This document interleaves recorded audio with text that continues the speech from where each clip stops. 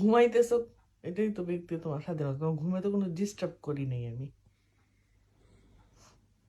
খায়া খায়া পেটটা এই বড় বানাইছো, ব্যক্তি স্বাধীনতা। তুমি যেরকম এরকম কিন্তু না, তুমিও যথেষ্ট মোটকু। আমি তোমারে মোটকু বলি না, কিন্তু আমি একটু মোটকু হইলেই তুমি আমারে মোটকু বলো। দিস আমি ইজ মোটকু, আমি আমি যে মোটা হয়েছি এটা আমি জানি, এবং এই ব্যাপারে আমি সচেতন, এবং আমি ওজন কমানোর ট্রাই করতেছি। তো তুমি কি সেটা করো? ভাই, আমার করতে হবে কেন? তুমি তো আমার খাওয়া টাওয়া সব বন্ধ করে দিছ। আমি তো আর খাওয়া বন্ধ করে তাইলে দিছি।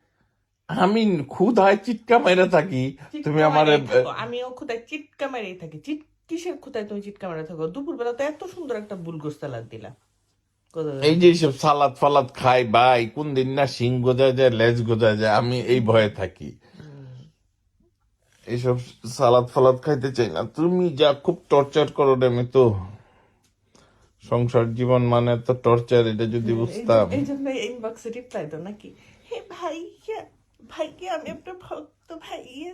তারপর তুমি রিপ্লাই দাও, গদু গদু হয়ে যাও কেন?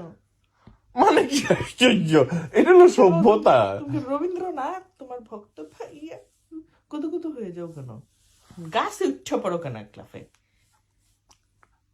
আরে আশ্চর্য। তোমার মেয়েও হাসতেছে। মেধা।